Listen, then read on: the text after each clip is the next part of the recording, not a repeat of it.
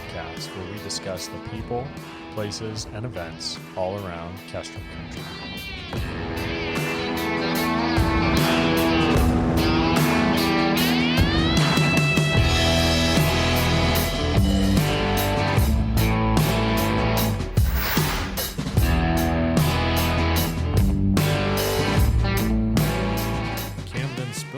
Thanks for jumping on with us today. Thank you, Mike. It's great to be here. I was actually kind of remembering back to some of our earlier conversations, me and your conversations as we were making some early trips out to Moscow and looking at facilities and kind of talking about the real estate situation out there. And you were, I guess what came to mind is you were kind of one of the first folks I had an opportunity to work with out there. So we actually kind of go way back. Yeah, that's good. Yeah, that was it was funny that you bring that up because I was gonna explain that. So my wife for a while would refer to you as metal business card guy. Because when I first met you, you handed me your business card, and it's this fairly hefty metal card. Yeah. I was like, this is the coolest business card I think I've ever received, and it still sits on my desk. So, that's great. That's great. Well, I would be like, wait, is that metal business card guy? I'm like, yeah, that's him. So, oh my gosh! Well, that's great. It's those are the nameplates that we put on all of our equipment have to be a certain kind of metallic specification, and we found out that this laser etching machine can print business card sized little plates, and so that's what we've always awesome. used. So yeah. That's the backstory there. So that's a mil spec that will never erode under UV or anything. So it's very cool. A little bit of industry. A little bit of industry there. And that was your business card is a Maddox Industrial Transformer. And which is kind of what we're here to talk about, and we'll get into that. But maybe to start, where did you grow up? I like to always kind of get a little background on folks. Where'd you grow up? And schooling, sure, that kind of thing. Yeah, here's some origin story there. I grew up in small town Texas, homeschooled kid. I was the oldest of 7 kids. And grew up in a really entrepreneurial family. My dad was very encouraging of the trades and small business, and really kind of planted a seed and an inspiration for entrepreneurism, and really kind of a view of life that embraces family and family discipleship, and really taking our kind of parental responsibilities with a weighty recognition, and that was really impactful for me. My dad has since has passed, and but got to know most of his grandkids, and that's kind of the context I grew up in, and working in my dad's furniture repair store. When I was 8 or 10 years old, I was. Well, I thought I was. In retrospect, I think I think it was babysitting, but I thought I was working.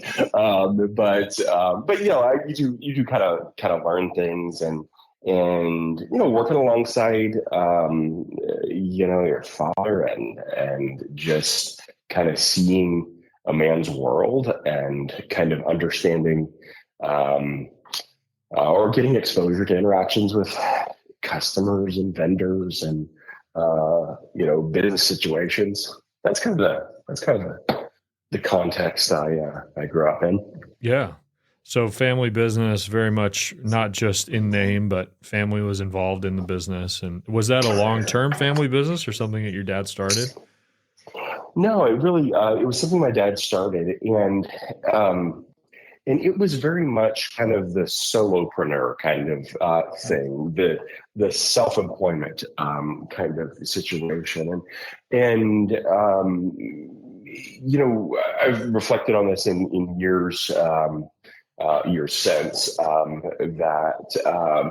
and the probably the takeaways that I had from those times, as I mentioned, great things about work ethic and small business and all that kind of stuff, but really came away with the realization that there is a certain scale of business, that kind of self-employment kind of thing, where the business owns you. You don't own a business, and it's kind of it was a struggle. Frankly, it was those kind of businesses struggle to be more than a job where the the owner, the self-employed individual, ends up kind of having to wear all the hats. And so, even though I'm massively grateful for a lot of that experience, it really did shape the way I came to think about business, and particularly kind of a bit of a counterpoint to much of what we see in Christian business circles, or small business, family business circles. A lot of those kind of exist in a scale that I felt like missed a lot of opportunity to be a blessing to the family, whoever owns it, to employees, key leadership, members of the community, customers. I feel like there's really a opportunity for entrepreneurs to really aspire to a larger scale business, and kind of paradoxically see better family life balance and whatever measures of success you might have.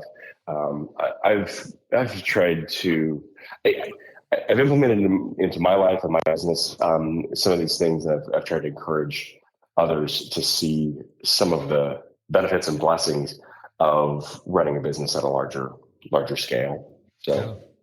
Yeah. But anyway, that's one little takeaway. From that. But yeah. So that was that you grew up there, kind of in the family business, doing that.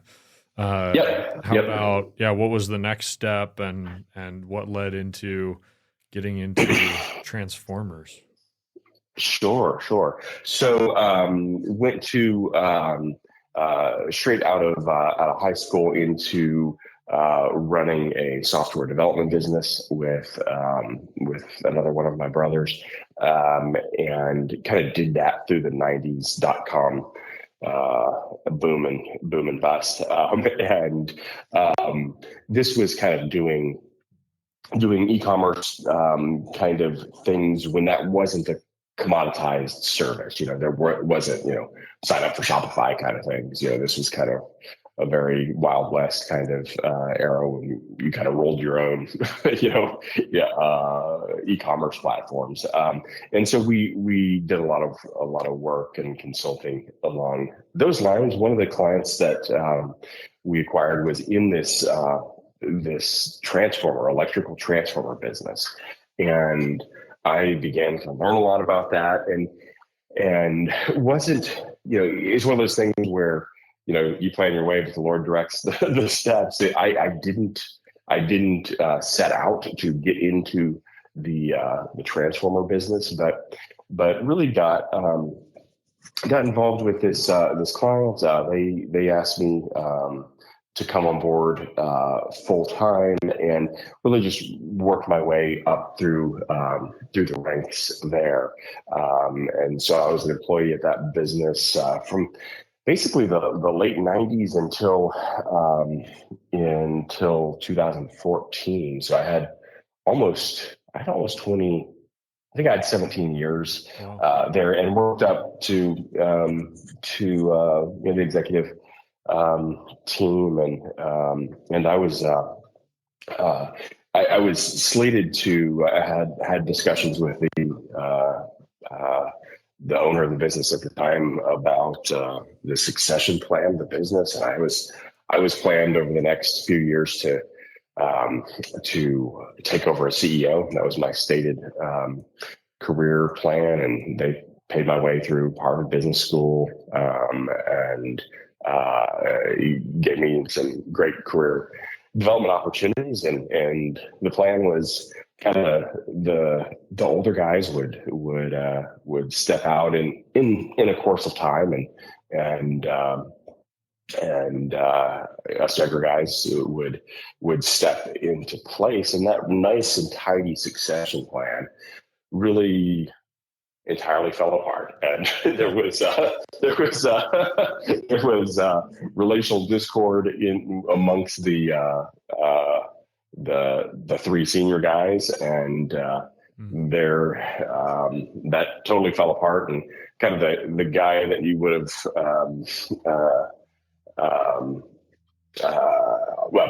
just kind of the way the cookie crumbled, the guy that ended up in control of the business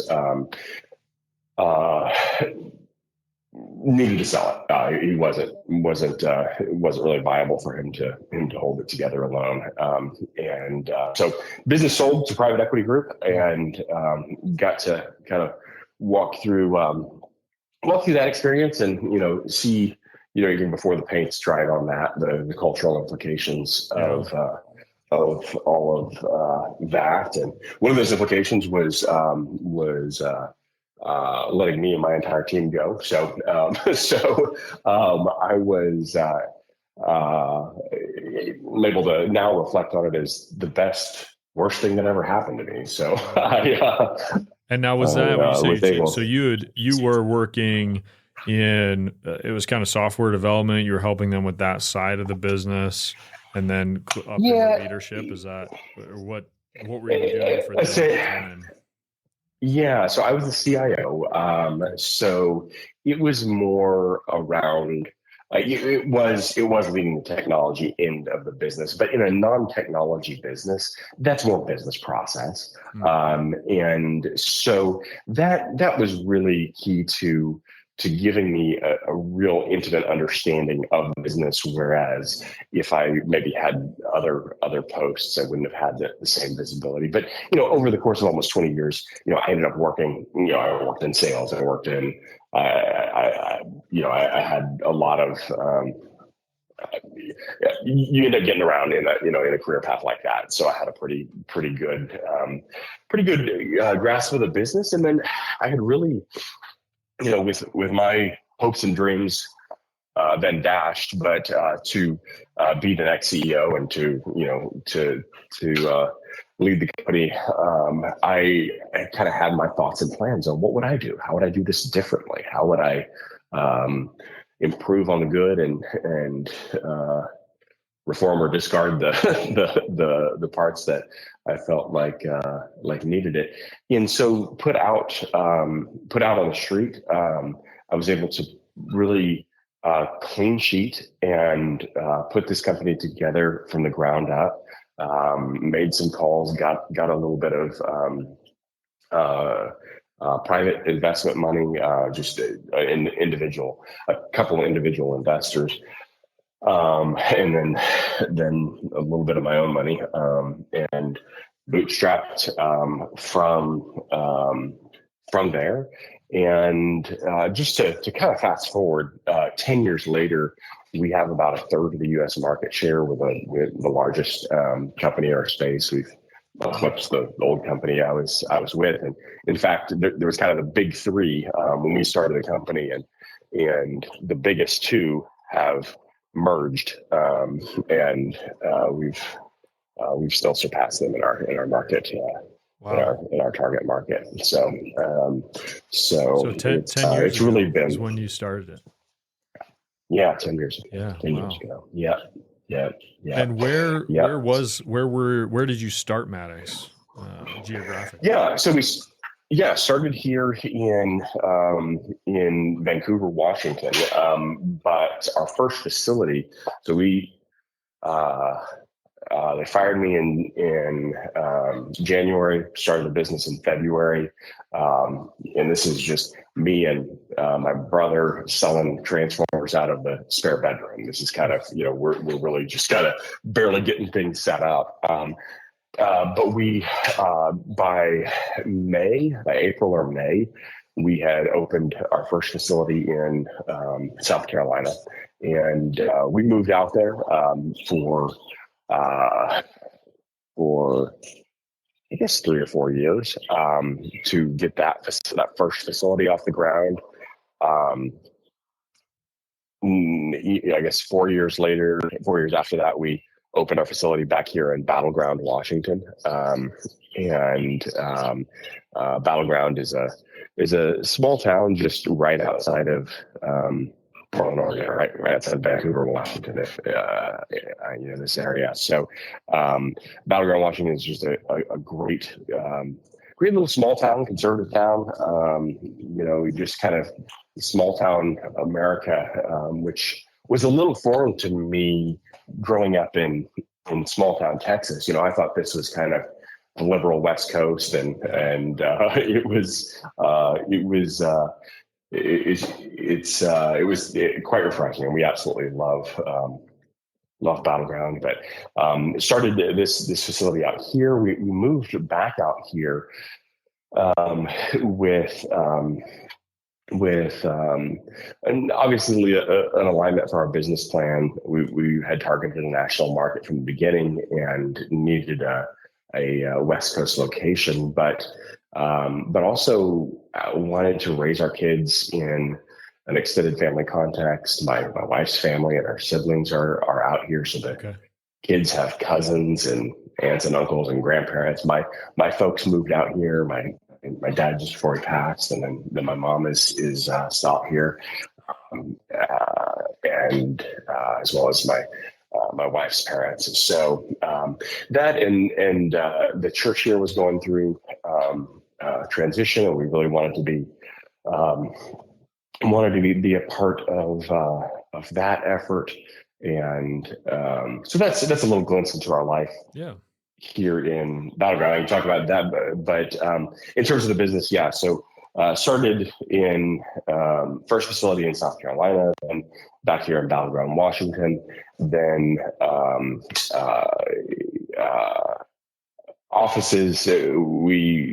We've got some folks in Houston, Texas, Moscow, Idaho. We opened another facility, another full production facility in Batavia, Ohio, which is right outside of Cincinnati, and that's where we're at today. And I guess we opened two more facilities in South Carolina after that. So there's really kind of three facilities in a separate office. So we're in 4 places in Greenville County, a little bit spread out. But anyway. And how many employees today? Yeah, we've got about 250 people, and probably the majority of those are South Carolina. I think we've got about 75 here in Battleground, maybe 40 in Moscow, a little less in Batavia, and then some remote and some spread around, but probably the preponderance of the remainder would be amongst the South Carolina facilities. Gotcha. So I'd probably back up a little bit, go kind of back to 10 years ago. You said, started you and your brother selling transformers out of a back bedroom kind of thing. Sure. Yeah. So we should probably, for those who don't know, I guess, so what were you saying? Maybe define a little bit about the transformer. Oh, sure. What do and who's your customer, and what does it look like to have two guys selling transformers out of a bedroom. Well, it's not. This is not a business that does lend itself to kind of the cottage kind of model. So that was certainly a kind of a transitional stage as we were just getting things set up. But to kind of give you some background on what is a transformer and what's the role, and then what are the applications. So electricity, is generated. We'll say here in the Pacific Northwest, we have a lot of hydroelectric power. So you have a generating station, and that power is generated at a certain voltage, and it needs to get from source of generation to source of use.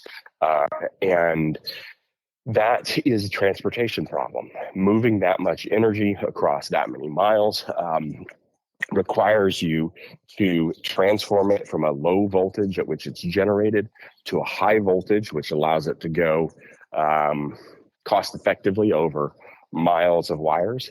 And then it gets transformed back down to a lower voltage to where, I can charge my cell phone, whatever the usage is. But that's what transformers do. Our target market is the commercial industrial market. And so while we do work for utilities and electrical cooperatives and places like that, our major emphasis is in the commercial industrial segment. And so that's going to be any large non-utility user of power. Some things that are maybe a little bit newer in the last 10 years or so. We have a large installation base in cryptocurrency mining. So all this Bitcoin stuff requires a lot of energy. All these AI data centers are absolutely changing the energy landscape of the nation, and by just the sheer amount of energy they consume. And so we have massive footprint in those spaces, but then also very traditional large power users. If you're making steel, you have to melt that steel at very high temperatures. That's all energy consumption. So traditional industry is a major focus that puts us at the forefront of reshoring American industry. There's a lot of activity right now bringing manufacturing back to the U.S. or at least North America, and that's as Chinese manufacturing kind of falls out of political favor. This is not this isn't a Republican versus Democrat thing. This is kind of just global national politics. Both sides of the aisle are moving us rapidly in a direction of bringing manufacturing back to the continent. I say that because we do most of our work is in domestic U.S. based stuff, but there's a tremendous amount of activity in Mexico right now as industry that moved from the U.S. to Mexico to China is moving back to Mexico, and some of it back to the U.S. as well. But that we have a lot of interplay there. We do some fun stuff. We do the transformers for SpaceX and NASA, and a lot of some kind of fun stuff like that. But also the new Costco store down the street. Anybody who's going to be a major power user. Yeah, we got about a third of those applications. Yeah. So they're looking. They need something very specific as far as their energy use. Yep. And so then are you manufacturing as well as selling? I know there's some of the remanufacturing, that kind of thing that you do, or is that kind of your niche? Right. So there's a couple sides of the business. One is we have contract manufacturing relationships where our manufacturers build to our specs, our brand name. They're Maddox Transformers, but we don't own and operate those new manufacturing facilities. We have manufacturing partners for that side of the business. In the remanufactured side of the business, that's what our owned and operated facilities are. And so we have 3, 4, 5 of those facilities that focus on remanufacturing, 4 on liquid filled and 1 on a dry type, just a different kind of product line.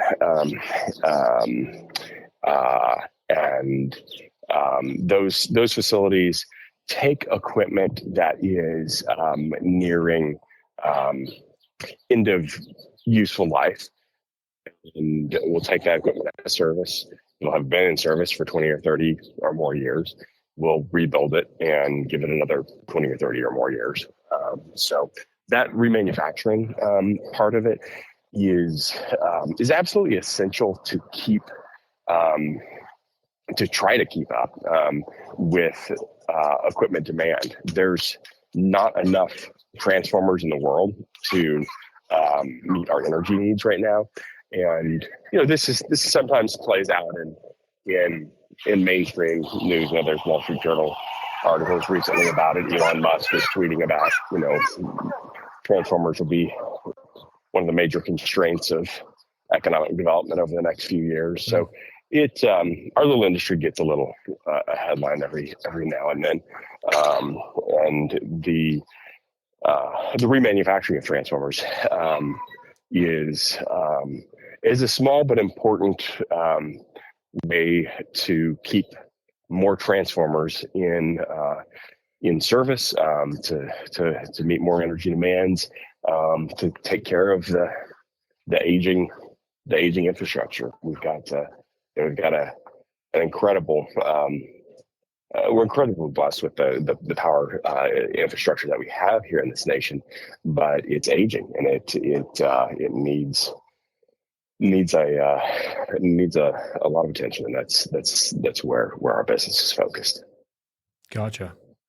Yeah. So then you're able to take in that older equipment and repurpose it for specific customer needs. Is my ignorance of it, are all the transformers you sell, I mean, is it kind of off the shelf type thing, or are most of them, customers need a very specific transformer, something that's a little bit more custom? Sure. It's there's kind of a middle area there. There's a few dozen of the most popular kind of voltage and size configurations, and those come in then different kVA classes, basically, different power sizes, we'll put it that way.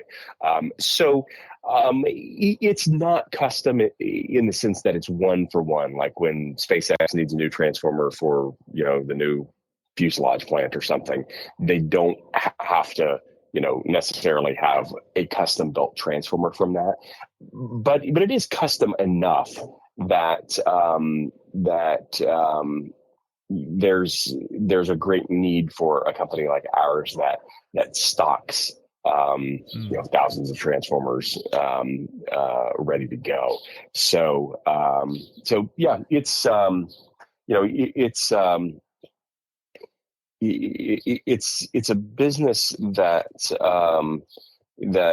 requires it does require a lot of know-how on market needs. We kind of try and understand the growth of industry in certain regions, and we know that those regions typically use these certain kind of voltages, and our target customers use these certain size transformers. And so we try and triangulate all that information and try and do the best we can to anticipate demand. Some of that you can kind of get at with data. Some of it you need to, there's some some art to pair with the science to try and understand where demand is going to go. And then you kind of have to reconcile all of that with the world that we live in, with raw material shortages and supply chain constraints still being a factor in our world. And many times you just build what you can build, or you just recondition the equipment that you can buy. So yeah, it's an interesting world to live in, but it's just a joy to be in a business that's essential. As we saw through COVID lockdowns, there was this kind of seemingly arbitrary designations. If you're essential, you're not essential. It's not essential to worship God on Sundays, but it is essential to do this or that. And for what, for good or ill, the powers that be designated our industry as essential, which it is. I agree with that. More of my disagreement would be on things that they said were not essential, right. But the recognition that certain industries are essential, I think, was another kind of takeaway that I had. Another thing that I've really encouraged other entrepreneurs, other believers, particularly, to take into consideration when you're thinking about starting businesses or joining businesses. Is really taking a look at those things that are undeniably essential to our civilization. And I think that is, as we kind of try and chart a path in this negative world kind of context, if that reference with kind of Aaron Renn's three right. worlds of kind of the evangelical, recent history makes if that's a lens that you find helpful, which I really do. I think there's a great opportunity for believers in particular to take up significant positions in critical infrastructure and essential services, and really find great opportunities to be, have a significant impact in their communities by doing that. Yeah. No, that's really good. Well, and I mean, obviously with 40 or thereabout employees in a small town like Moscow, you're having an impact here. And so it's been, when did you open the office here? Oh, gosh, it's probably, is it 3 years? 21? Yeah. Been 3 years back? Probably 2021. And yeah, that's probably right. As I mentioned, we're in Greenville, South Carolina, Battleground, Washington, Moscow, Idaho, and Batavia, Ohio. These are all locations that we have picked very, very intentionally. We are very much a people-driven company. We're very people first. We do with our relatively small team, more than companies that have 2 or 3 times the number of employees. Wow. And we do that by hiring men and women of character, by having good business processes, and all the kind of necessary stuff that you need to have, but by also really orienting ourselves to intentionally investing in the communities that we're in. We feel like there is that healthy families and communities. Healthy communities are built on healthy families and churches and a whole social fabric that we want to support and contribute to. And so we find ourselves in relatively small towns where there are strong families and churches. And that's kind of that puts us in a place where there's an existent kind of social fabric that we can contribute to and be supportive of, and that's a huge part of our vision. Here, Greenville, I guess Greenville, South Carolina. That's the largest town we're in, but these others, Battleground is about 25,000 people. I think Moscow is probably about the same. Is that Moscow? Yep. Okay. Batavia, Ohio. So this is, I think we have a mutual, you probably know Michael Foster. Have you guys, okay. So he's, out there, in our, he's there in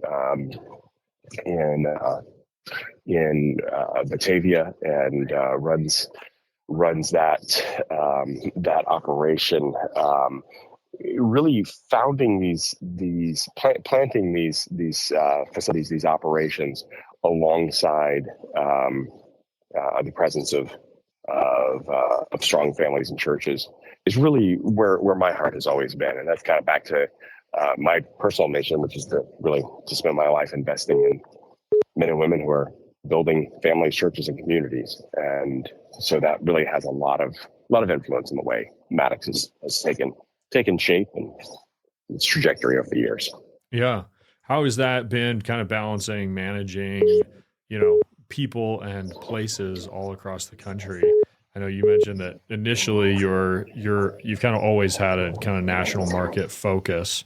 How has that been, dealing with kind of having management of people all over the place? Yeah. Well, in a real contrast to what I mentioned before about the solopreneur or the small business, the really individual centric business that you have at a small scale. At this kind of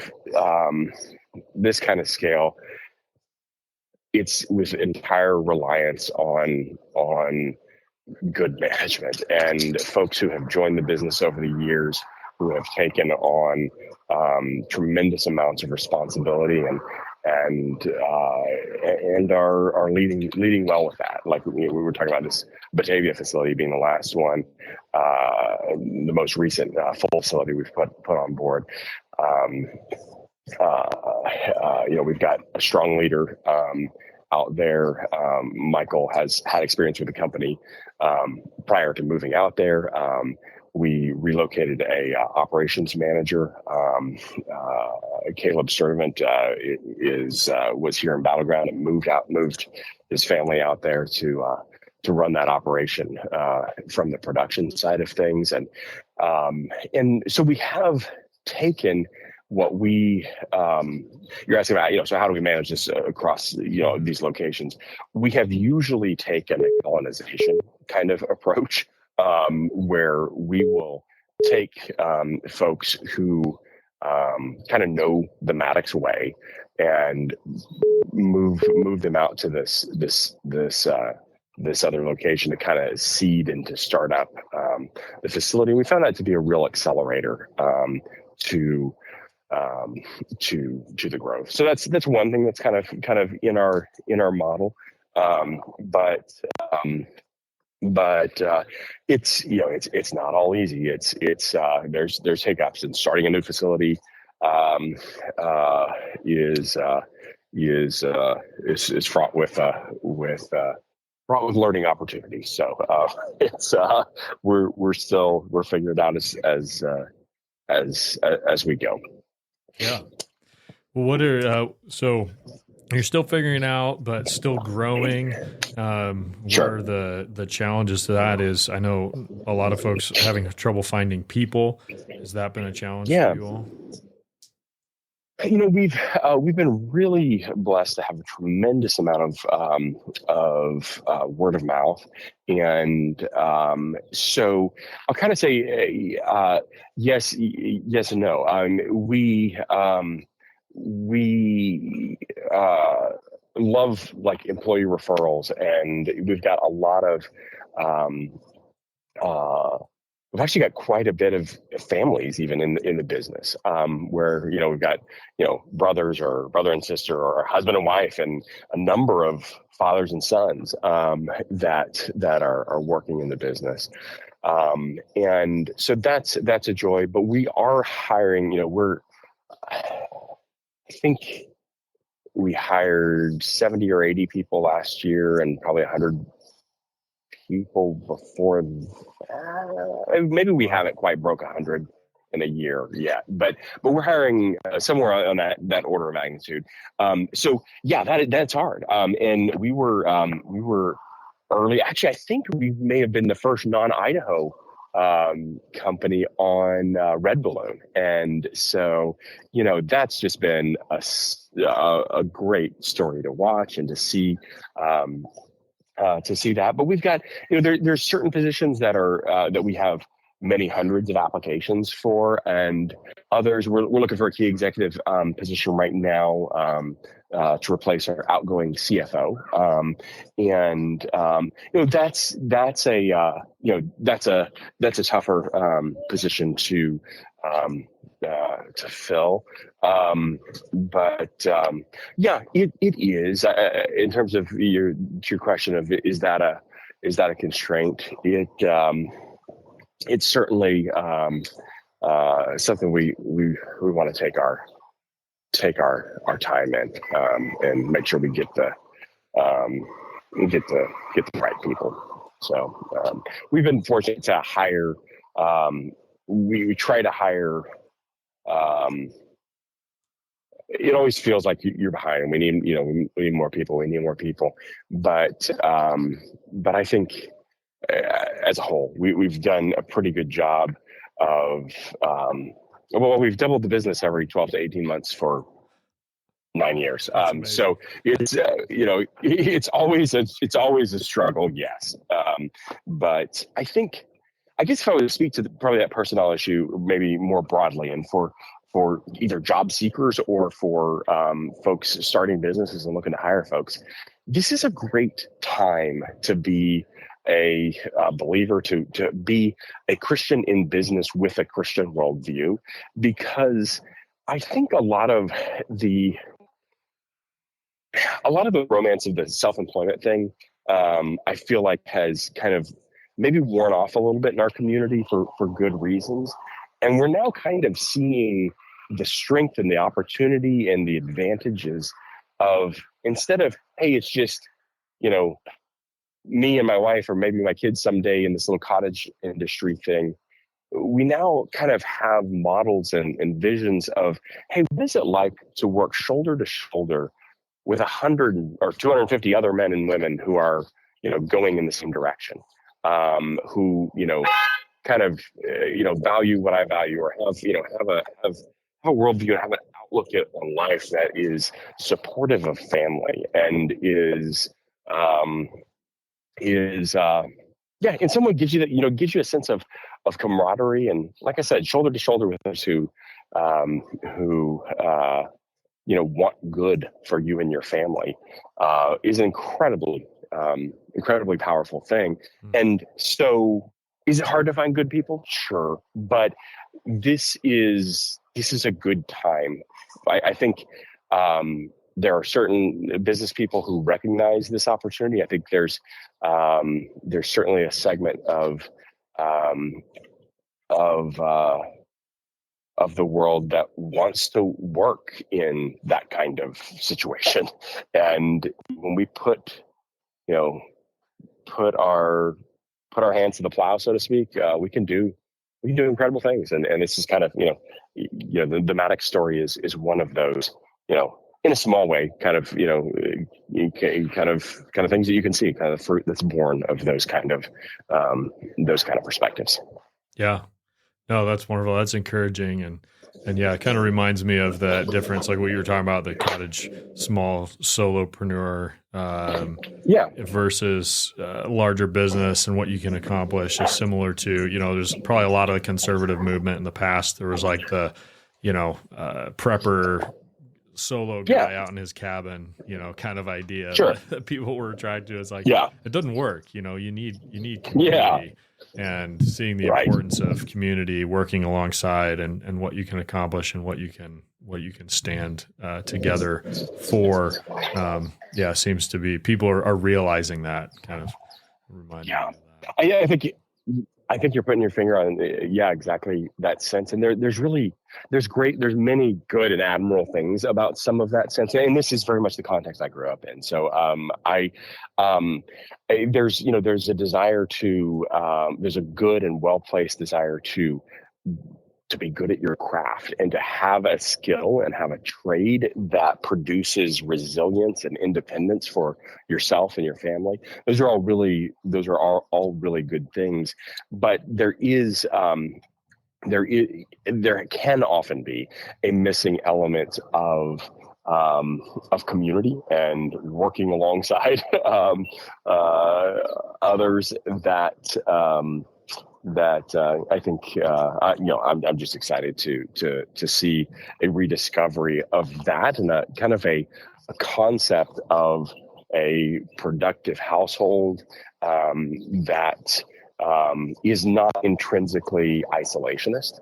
And I think there's a number of stories we can look to going on right now that where folks are putting that into action. So that's Well, no, that's awesome. And I think we're out of time. Definitely want to be cognizant of that. So, but it's been really, really fascinating and interesting and good to learn about. Our podcast is really about this area, and we see the changes you've made to that building.